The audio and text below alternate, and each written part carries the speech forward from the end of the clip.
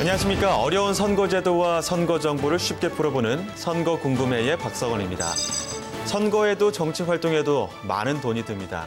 그렇기 때문에 흔히 정치를 돈 먹는 하마라고 하는데요. 따라서 정치 활동을 위한 자금을 마련하는 일은 정치인들의 화두입니다. 최근 현행 정치자금법의 한계가 드러나면서 정치자금법 개정은 우리 사회가 풀어야 할 숙제로 남았는데요. 선거 궁금해. 오늘은 정치자금에 대해 알아봅니다.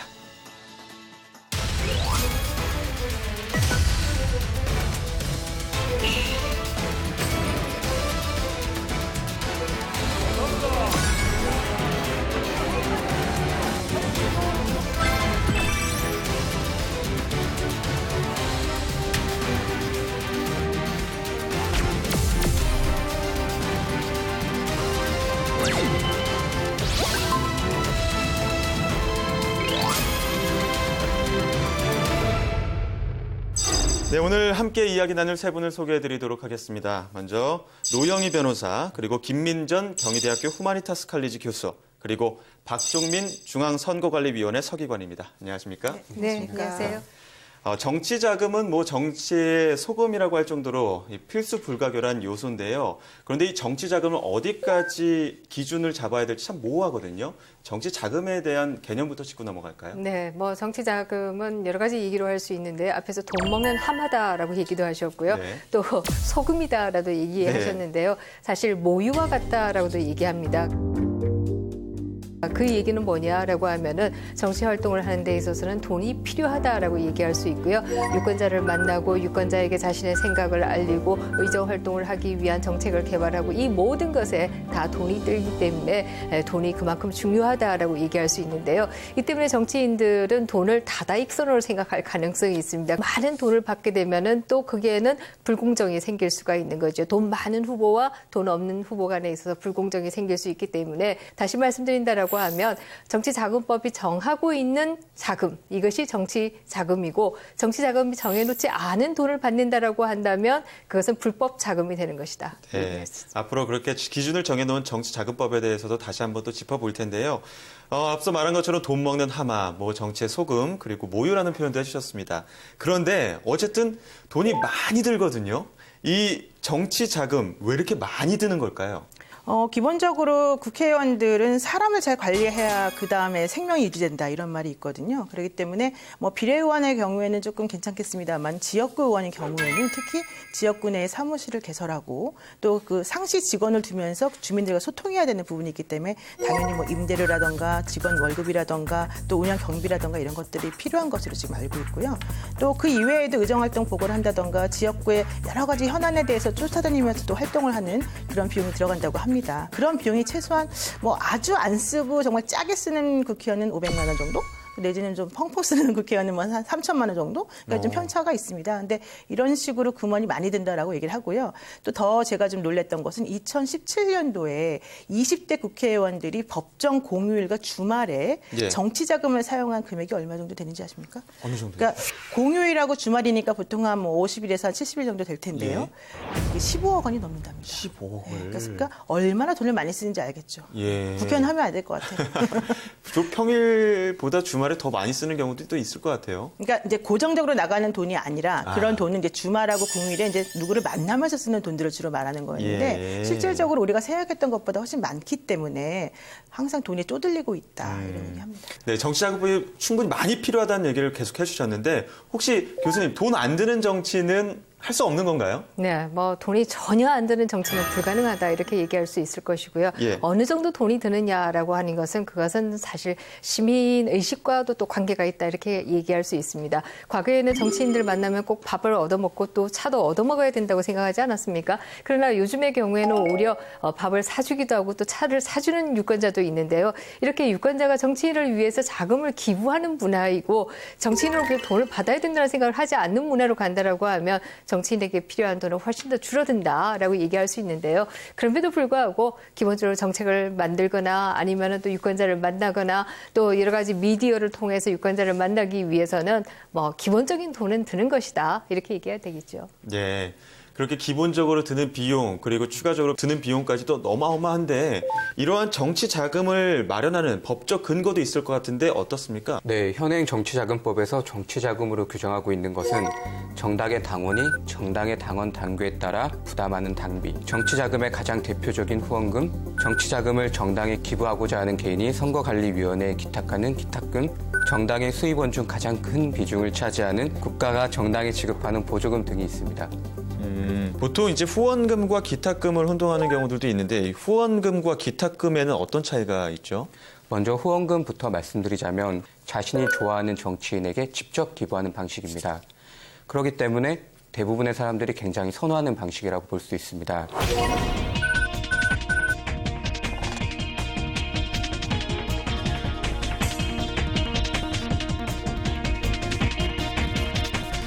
이와 달리 기탁금은 정치자금을 기부하고자 하는 개인이 선거관리위원회에 기탁하는 것으로 후원금보다는 다소 간접적인 방법일 수는 있지만 당원이 될 수 없는 공무원과 사립학교 교원을 포함해서 누구든지 연간 1만 원 이상 선거관리위원회에 기탁하면 중앙선거관리위원회가 국고보조금 배분 비율에 따라 각 정당에 배분하여 지급합니다. 네, 사람에게 직접 하면 후원금, 그리고 선관위에 한다면 기탁금 이렇게 구분이 될 수 있을 것 같은데 정치 후원금이라는 게 우리나라에서는 엄격하게 제한되고 있는 부분들이 있거든요.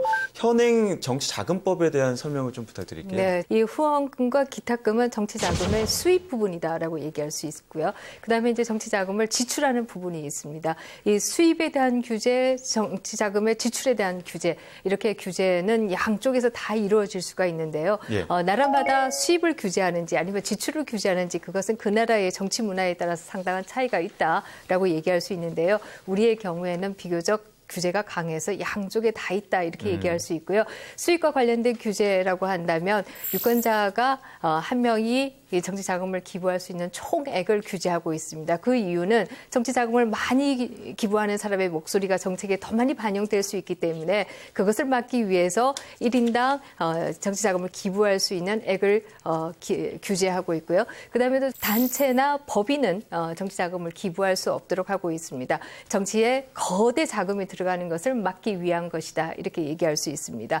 정치자금의 또 수익과 관련된 규제로 대표적인 것 중에 하나는 후원회가 모금할 수 있는 총액도 규제하고 있습니다. 국회의원을 예를 든다라고 하면은 연간 1억 5천까지 모금할 수 있고요. 선거가 있는 해에는 그 2배인 3억까지 모금을 할 수가 있습니다. 또 정치자금의 지출과 관련된 규제도 있을 수 있는데요. 이 경우는 대부분이 선거 기간 동안에 지출할 수 있는 총액이 얼마냐 이것을 규제하는 것이다. 이렇게 볼 수 있습니다. 네, 굉장히 세부적으로 규제를 하고 있거든요. 그럼에도 불구하고 이렇게 선거 정치자금법에 대해서 개정하는 목소리가 나오고 있는데 그 이유는 어디에 있다고 보십니까? 그러니까 지금 이제 교수님이 설명하는 걸 다 들어보면요. 규제예요. 그러니까 모든 것이 규제라는 거예요. 그러면은 사실 사람들이 숨을 쉴 수가 없는 거죠. 이게 2002년도 대선 당시에 뭐 대우니, 현대니, LG니 이런 그 대기업에서 2.5톤 트럭으로 현금을 전부 다 갖다 만들어서 823억 원 정도를 한나라당에 대선 자금으로 준 적이 있었어요. 이게 이제 일명 그 한나라당 찻대기 사건이라는 것인데 그것 때문에 깜짝 놀랐었죠, 사람들이. 그래서 저런 식으로 불법적인 자금이 기업으로부터 들어간다면 어떠한 정치인이 우리를 위해서 일하겠느냐, 기업을 위해서 일하지 않겠냐라는 생각 때문에 이거는 규제해야 된다라고 해서 이 법이 만들어진 건데 그러다 보니까 오히려 모든 것을 다 규제했습니다. 예컨대 뭐 한 명당 1억 2천만 원씩 뭐 후원할 수 있었던 거를 2천만 원으로 연간 한도액을 엄청나게 낮췄죠. 이제 그런 식으로 하다 보니까 실질적으로 뭐 조금 깨끗해진 흐름이 좀 깨끗해지고 돈 관리가 좀 투명해졌다 이런 좋은 평가도 있습니다만은 현실적으로는 도대체 돈이 있어야지 선거를 하고 돈이 있어야지 정치를 할 것이 아니냐 이런 얘기를 사람들이 많이 하게 되었고요.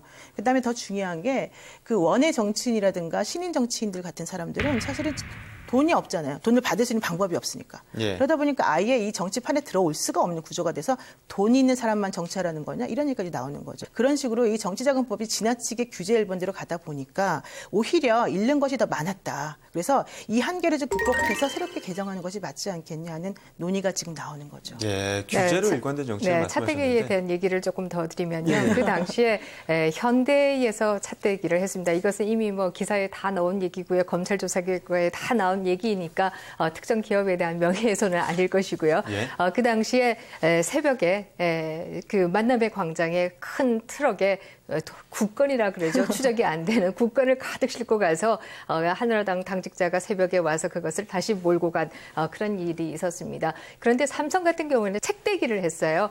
CD 증거를 가지고 책을 만들어서 줬다라고 해서 그 당시에 이 불법 자금을 주는데도 기업 문화가 드러났다. 이런 웃지 못할 얘기도 있었던 것이 사실인데요. 네. 사실 그 때문에 2002년 대선 이후에 정치자금법 규제에 있어서 대표적인 게 법인과 기업은 정치자금을 기부할 수 없도록 한 것이 대표적인 것이다라고 얘기할 수 있고요. 그때 나온 규제의 대표적인 게 정치자금의 기부자의 신원을 공개하도록 한 것이 그때 나온 대표적인 규제입니다. 정치자금의 투명성을 확보하기 위해서 누가 어느 정치인에게 돈을 기부했는지를 좀 알 수 있도록 해주자라고 하는 것인데요. 그렇다면 현재 정치자금법에서 좀 한계, 문제라고 할 수 있는 점을 조금만 더 구체적으로 짚어주신다면 어떤 것들이 있을까요? 네, 저는 대표적으로 얘기할 수 있는 게 정말 중요한 규제인 투명성과 관련된 규제는 약한 편이다라고 얘기할 수 있습니다.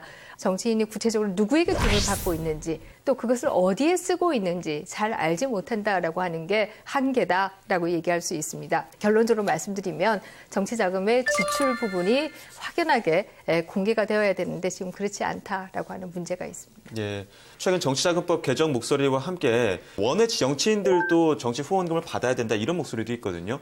혹시 정치자금법상 후원금 모금은 어떻게 현재 규정이 되고 있습니까? 네, 지금 현재 후원금을 모금할 수 있는 후원의 지정권자라고 법에서는 표현하고 있는데요. 예.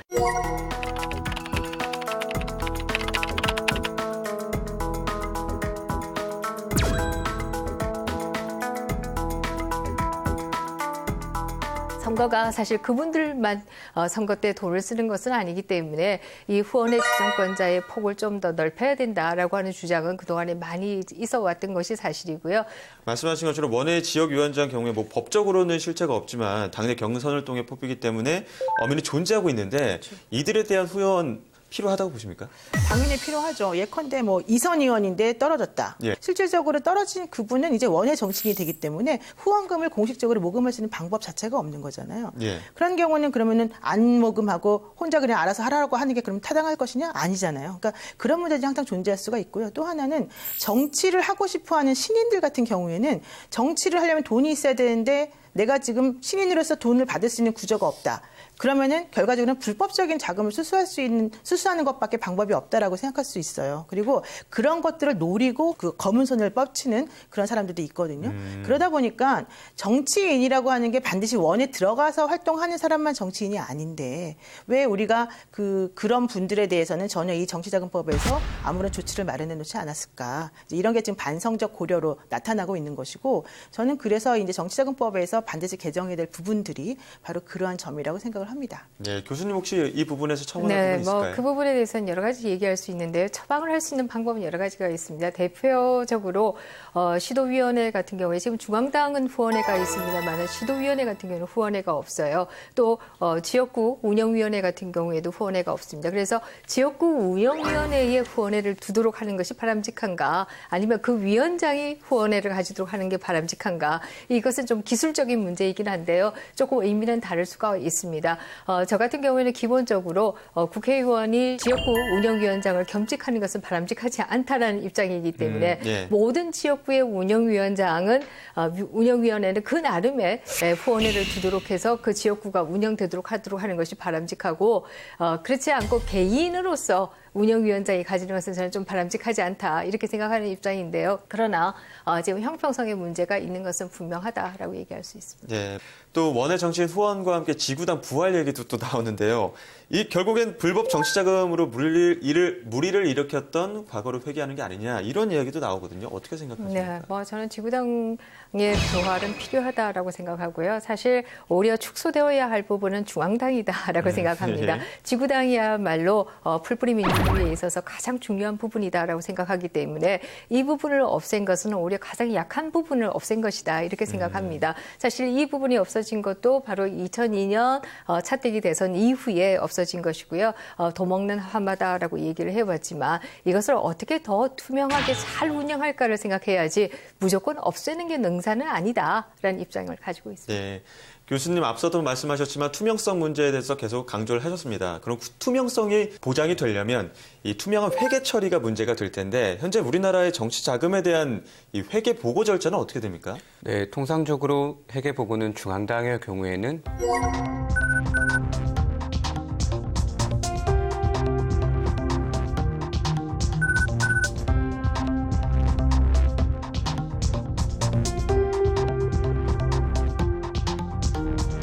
물론 3개월 만이라는 기간이 다소 느슨하다는 지적도 없지 않아 있습니다.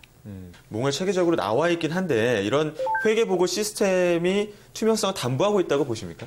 네, 저는 그렇지 않고요. 사실 우리나라에서 투명성 얘기하면 계속해서 선관위한테 투명하게 어떻게 할 것이냐를 자꾸 생각하는 경향이 있고요. 예. 저는 그것은 중요하지 않다고 생각합니다. 오히려 얼마나 국민에게 투명하게 정보를 주느냐 이것이 중요하다고 생각하는데요. 다른 나라들의 예를 본다라고 하면 회계 보고하는 기관의 경우에도 거의 즉각적으로 이루어집니다. 예를 들어서 의원실이나 아니면 의원의 후원회가 가지고 있는 회계 시스템에 입력하는 순간 국민에게 공개될 수 있도록.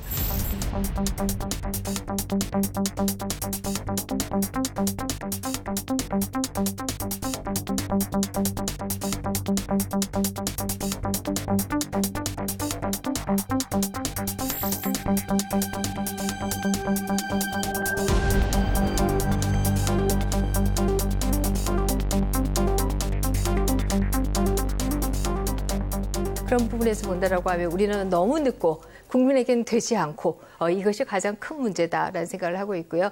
투명성의 얘기를 하려고 하면은 결국 국민에게 모든 정보를 주어야 한다라는 입장을 가지고 있습니다. 네. 지금까지 정치자금 중에 후원금에 대해서 잠시 짚어봤는데 우리나라 정당들의 정치 자금 중에 또 가장 큰 비중을 차지하는 게 국고보조금입니다.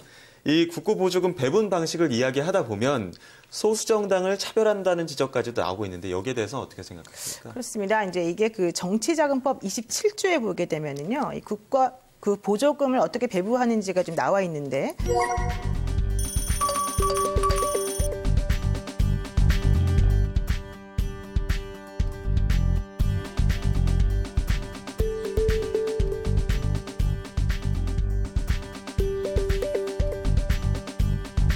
예컨대 지금 현재 상황을 지금 보게 되면 자유한국당하고 또 민주당하고 바른미래당 이런 정도가 사실 이제 국고보조금을 이렇게 균등하게 배분받을 수 있는 정당들이잖아요. 근데 제일 열악하고 힘이 없어서 좀 도와줘야 되는 그런 정당, 소수 정당에 대해서는 오히려 더 그 보조금 배분이 좀 안 가고 있는 거 아니냐. 이렇게 되면 소수 정당의 존립이 위험해지기 때문에 그런 부분들에서 문제가 될 것 같고요. 그리고 또 정치자금법에 보게 되면 아까 그 이미 이제 50% 배분하고 나머지 남은 50%를 또 그 의원의 숫자별로 또 나눠서 비례적으로 해서 돈을 나눠줘요.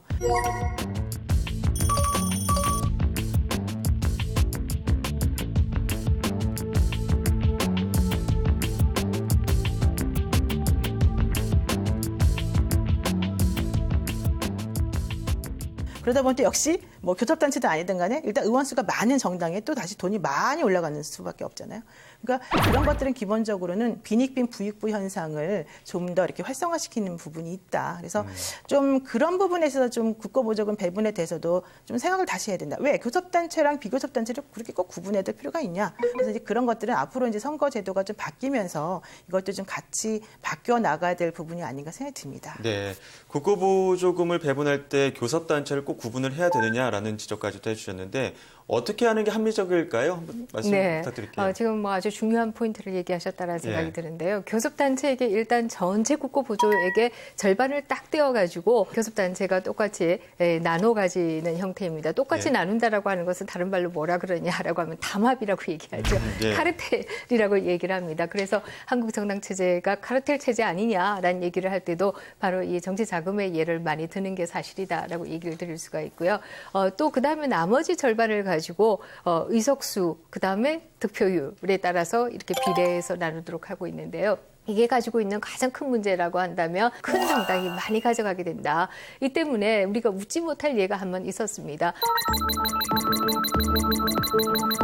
DJ 정부 당시에 JP 정당이 19석을 했어요. 한 석이 부족해서 교섭단체를 구성하지 못했습니다. 그래서 국고 보조가 왕창 줄어들게 되었어요. 근데 잘 아시다시피 DJP 연합으로 정부가 출연하지 않았습니까? 그래서 그 당시에 DJ가 자신의 의원 중에 한 명을 꿔줬어요.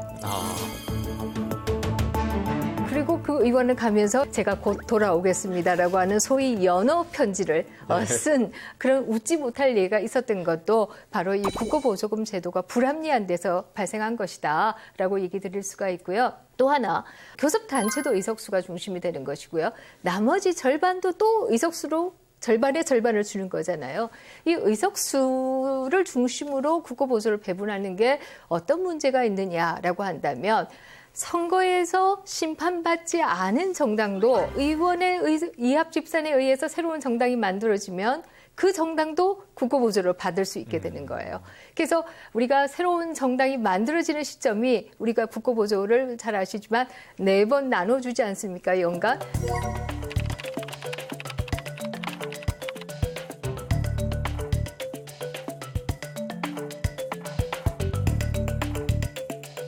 그래서 이 분기별로 국고보조를 받기 직전에 정당이 만들어져요. 그래야 의석수에 따라서 국고보조를 받기 때문에. 그러나 우리가 좀 더 심각하게 생각을 해보면 과연 이 새로운 정당이라고 하는 게 국내 심판을 받은 적이 있는 정당이냐라고 얘기한다면 아니죠. 선거 때 없었던 정당이니까. 그럼에도 불구하고 의석이 많다는 이유로 국고보조를 많이 가져가는 것은 문제다. 이게 또 어디로 연결되느냐라고 한다면 한국 정당의 경우에는 정당 수명이 2.5년 정도 된다라고 얘기하지 않습니까? 서구에서 100년, 200년 된 정당이 있는 것에 반해서 한국 정당은 왜 이렇게 이합 집산을 하느냐라고 한다면 이합 집산을 해도 절대로 손해보는 게 없기 때문이다. 국고보조가 언제든지 나오기 때문이다.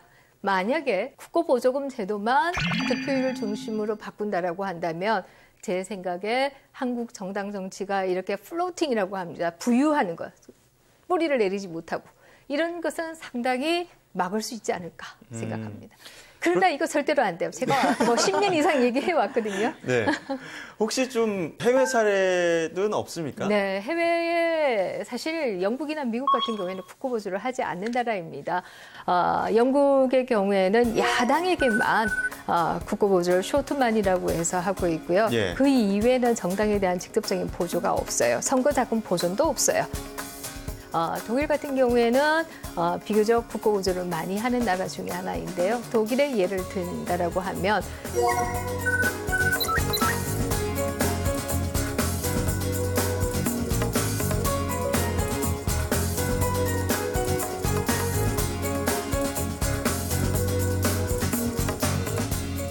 한 표당 0.7유로라고 한다면 간단할 텐데 왜 400만 표 이하에 대해서는 0.85유로를 곱해줄까요? 결국 작은 정당에게 조금 더 주겠다. 그러니까 정의라고 하는 것은 첫 번째 비례성이 정의인데 그러나 비례성만 따진다라고 하면 작은 것이 좀 어렵지 않겠느냐. 예. 작은 정당에게 조금 더 주겠다라고 하는 의도가 거기에 들어가 있는 것입니다. 한때 우리 정의가 무엇인가에 대한 열풍이 불었는데요. 저희는 정의라고 한다면 결국 롤스의 정의론이 그에 대한 대답이라고 생각하는데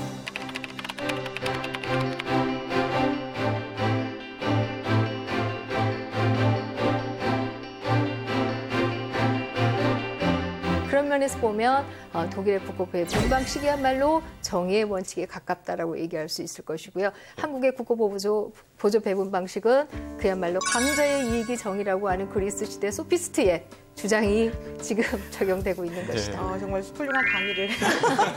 결과적으로 선택은 득표수를 기준으로 할 것이냐, 의석수를 기준으로 할 것이냐. 이제 이 선택이 사실은 제일 중요한 건데, 이제 그러다 보면은 사실은 신생 정당이라던가 또 처음에 이제 그 선거에 참여하지 못했던 정당의 경우에는 아예 너무 고생을 많이 하고, 그래서 결국은 살아남지 못하고, 그러다 또 결국 그 선거에 참여하지 못해서 또 이제 망해가고 이런 식의 구조가 좀 순환될 수밖에 없어요. 그래서 저는 이런 것들이 하나만 가지고 하나의 기준만 가지고 하는 것은 좀 부적절하다. 그래서 예. 이런 제도들이나 이런 기준들을 오히려 좀 섞어서 혼합시켜서 좀 하는 방식을 좀 제대로 좀 이 정치하시는 분들이 좀 만들어주면 어떨까 이런 걸 좀 제안해 봅니다. 예, 해외 사례 좀 빗대보자면 프랑스와 일본 같은 경우에는 의석수와 뭐 득표수를 좀 반반으로 하는 경우들도 있었는데 그럼 이 부분에 대해서 혹시 첨언할 부분 없습니까? 뭐 반반으로 하는 것도 지금 우리보다는 낫다라고 예. 생각을 하고 있고요. 그런데 제가 앞에서 독일이 굉장히 정의롭게 한다라고 말씀드렸는데요. 그럼에도 불구하고 독일 국민들은 이것이 또 분노했어요. 독일 정당들이 너무 쉽게 국고보조를 받으니까 국민의 소리를 잘 안 듣는다라는 예. 분노가 있었습니다. 그래서 바뀌게 된 게 작은 돈을 정당들이 받으러 좀 다니면서 너희도 고생해봐라 라고 하는 소위 매칭 펀드라고 이걸 아마 얘기할 수 있을 것입니다. 이 제도를 최근에 도입하기도 했어요. 그래서 저는 기본적으로는 득표수 중심으로 가되 꼭 해야 된다라고 하면 매칭 펀드 정도는 해볼 수 있지 않을까 이렇게 생각합니다. 네, 지금 뭐 해외 사례나 지금 국내 사례에서 부정적인 측면들까지도 많이 이야기를 나눴는데 이러한 정치자금법을 우리 현실에 맞게 정착하려면 어떤 방향으로 가야 될까요? 한번 말씀 부탁드릴게요. 제일 중요한 건 이제 입구는 열어주되 출구는 좀 엄격하게 좁혀서 좀 네. 투명하게 사람들이 돈을 좀 잘 쓰도록 하는 게 필요하다. 그리고 또 하나는 불법 자금을 수수하고 싶은 유혹에서 벗어날 수 있도록 그렇게 시스템을 만들어주는 것이 필요하다라고 지금 보고요. 그리고 세 번째로는 뭐 정치 신인이라든가 뭐 외부 사람이라든가 이런 사람들이 손쉽게 이쪽에 들어올 수 있게끔 진입장벽을 좀 낮춰주는 것이 필요한데 지금 현실은 돈이 많거나 뭐 학력이 좋거나 인맥이 넓은 사람들 위주로 지금 되어 있기 때문에 그런 부분을 좀 개선하는 것이 필요하지 않을까 싶습니다. 예. 어떤 부분이 좀 정착하려면 좋을지 첨언 부탁드릴게요. 네. 과거 정치개혁의 일환으로 정치자금에 대한 통제가 강화된 건 사실입니다.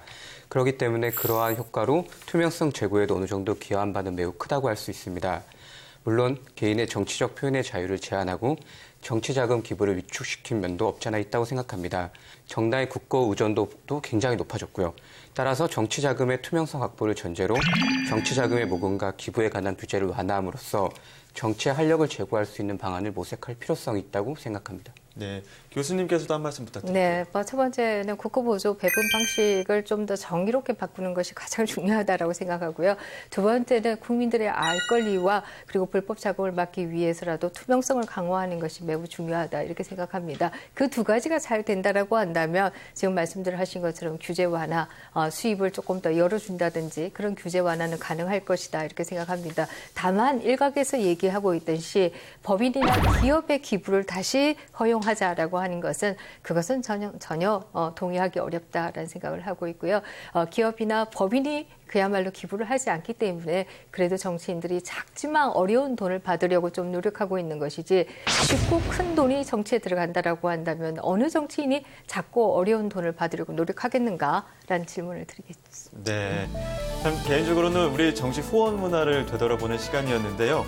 정치자금법의 목적은 말씀하신 것처럼 소액 다수의 투명한 정치자금 조성입니다.